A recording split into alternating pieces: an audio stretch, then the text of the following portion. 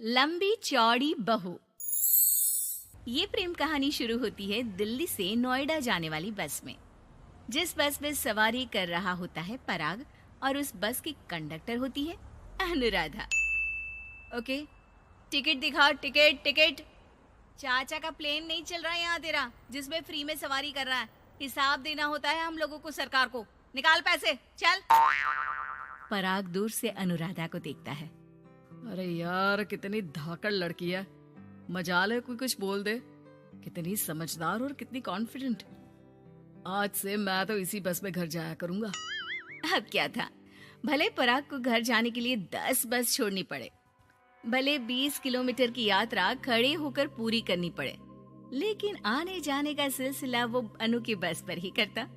एक दिन, ओह क्या करता है तू? हाँ, मैं नोटिस करती हूँ, देखता रहता है मुझे जब देखो तब। हाँ, वो मैं तुम्हें पसंद करता हूँ और शादी भी तुम्ही से करूंगा।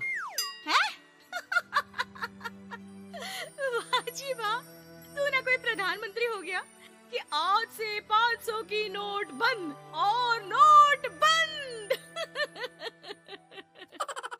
ना जी ना, इतनी तो नहीं चलती, लेकिन हाँ, तुम्हें प्यार करता हूँ। तुम्हें कोई प्रॉब्लम नहीं होने दूंगा, ये वादा करता हूँ। हाइट देखिए अपनी।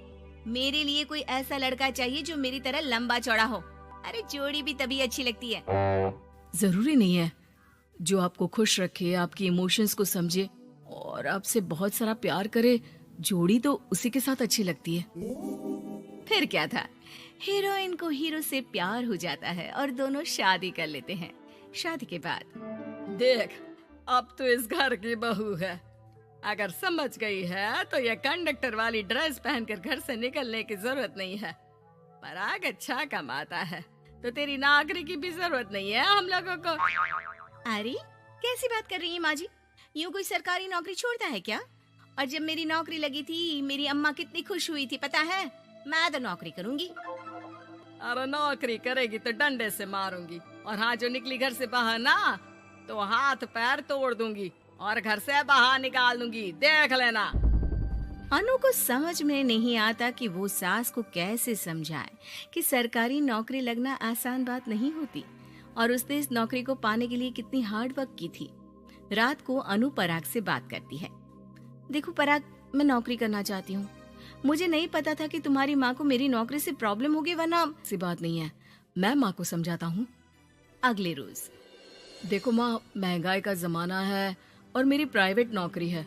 आज है कल का पता नहीं। वैसे भी अनु की सैलरी मेरी सैलरी के बराबर है। अगर ये भी नौकरी करेगी तो हम लोगों को जिंदगी जीने में आसान हो जाएगी ना। सास को बेटी की बात समझ में आती है और वो अनु की नौकरी के लिए मान जाती है। अगले रोज, बेटा बहू, तुम लोगों को लेकर मुझे कुल देवी के दर्शन के लिए जाना है, तो रविवार को दोनों सुबह ही तैयार हो जाना। अगले रोज दोनों तैयार हो जाते हैं और कुल देवी के मंदिर पहुंच जाते हैं। क्या संतोषी बहन, ये कैसी बहू ले आई हो? बहू बेटा लग रही है और बेटा बहू। अरे कोई पहलवानी लड़ानी थी क्या जो इतनी लंबी चौड़ी बहू ले आई? अब क्या बताए पंडित जी, जो बेटे ने पसंद किया हमने उसे हाँ कर दी। अब बेटा जाने और उसका परिवार, और ये तो बस कंडक्टर की नौकरी करती है इंटरस्टेट। और सच्ची, वाह वाह वाह, यह तो बड़ी बात है संतोषी। तुम तो किस्मत वाली निकली जो सरकारी नौकरी की बहू ले आई। यह तो वही बात हो गई कि घी के लड्डू का कोई शेप थोड़ी ना देखता है तो घी का लड्डू ही। सास को बहू की तारीफ सुनकर बिल्कुल अच्छा नहीं लगता। वो जल्दी से पूजा पाठ करवा कर उन लोगों को घर ले आती है। एक रोज, संतोषी बहन, तुम लोगों का घर बड़ा अजीब सा लगता है। भाई साहब बहन जी और बहन जी भाई साहब जैसी। अरे बस किया कर, सरकारी नौकरी देखी तो हाँ बोल दिया, और इतना भी क्या, पैसे की चिंता। चलती हूँ, खाना बनाना है। क्यों, बहू नहीं बनाती क्या खाना? अरे नहीं, वो तो नौकरी करने जाती है ना, तो उसके आने से पहले खाना बना देना पड़ता है, वरना पता है ना आजकल की लड़कियों की ज़बान कितनी लंबी होती है। तेरी बहू की तो कुर्सी तोड़ने वाली नौकरी है, यहाँ बैठती है जैसे उठकर ऑफिस में बैठ जाती है, फिर क्यों थक जाती है कि खाना भी नहीं बना पाती। मेरी बहू भले कंडक्टर है, लंबी चौड़ी, लेकिन बता रही हूँ सारा दिन सवारी से मत्था पच्ची करती है, लेकिन मजाल है शादी के बाद एक दिन भी मुझे किचन में जाने दिया हो ना जी ना। दोनों पड़ोसन वहां से चली जाती है। सास बाजार जाती है और एक ट्रेड मशीन ले आती है। अरे माँ जी, इस उम्र में आप घर पर जिम खोलेंगी? अरे तेरे लिए लाई हूँ, रोज चलाकर 2 घंटे इस पर, पतली हो जाएगी। और खाना कम खाया कर, जब देखो बकरी की तरह मुंह चलता रहता है तेरा। वाह जी वाह, एक ही तो शौक है खाना खाने का, वो भी रोक दो। हाँ, लेकिन सास तो सास थी, बहू के खाने से लेकर एक्सरसाइज सबका हिसाब किताब रखने लगती है। अरे मैं मोहल्ले वालों को बताकर रहूंगी कि मेरी बहू भी शिल्पा शेट्टी की तरह पतली हो सकती है। वही बहू बस में जब सवारी का टिकट काट रही होती है, उसे चक्कर आ जाता है और वो गिर जाती है। सवारी हैरान परेशान हो जाती है और ड्राइवर को वहाँ बुलाती है। अरे शहर नहीं थी हमारे कंडक्टर साहिबा, लेकिन जब से शादी हुई है बकरी बन गई है।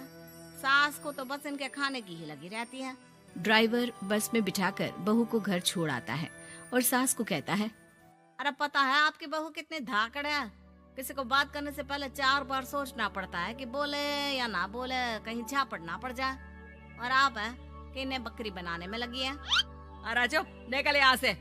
मेरी बहू है, मैं इसे बकरी बनाऊं या फिर गीदड़, तुम्हें क्या पता लोग कैसा मजाक उड़ाते हैं कि बहू इनकी बस की कंडक्टर है। बोलो मुझे कैसा लगता होगा? अरे काम तो काम होता है माँ जी, वो छोटा या बड़ा नहीं होता। खैर जैसी आपकी मर्जी, चलता हूँ मैं, नमस्ते। ड्राइवर वहां से चला जाता है। बहू ठीक हो जाती है। एक बार आधी रात को कोई संतोषी का दरवाजा खटखटाता है। अरे इतनी रात में कौन आ गया? मेरा घर है, कोई पुलिस स्टेशन की घंटी नहीं जो बजाए जा रहे हो। खोल रही हो दरवाजा। जैसे ही दरवाजा खुलता है, सामने वही पड़ोसन खड़ी होती है जो अनु की कुछ दिन पहले बुराई कर रही थी। मेरी बहू के पेट में दर्द हो रहा है, उसे जल्दी अस्पताल पहुंचाना जरूरी है। हाँ तो पहुंचाओ, और जल्दी लड्डू के साथ खुशखबरी भी सुना देना। हाँ, काहे हमारा दरवाजा पीट रही हो? अरे सुनो तो, अपनी बहू से कहो ना कि सरकारी बस को थोड़ी देर के लिए दरवाजे बुला ले। क्या है ना, कोई साधन नहीं है अस्पताल ले जाने के लिए। सास अनु को कहती है और अनु बस को बुलाकर पड़ोस वालों की मदद करती है, जिसके बाद पूरे मोहल्ले में अनु की तारीफ होने लगती है। सच में लंबी चौड़ी बहू के साथ साथ लंबा चौड़ा दिल भी है बहू का।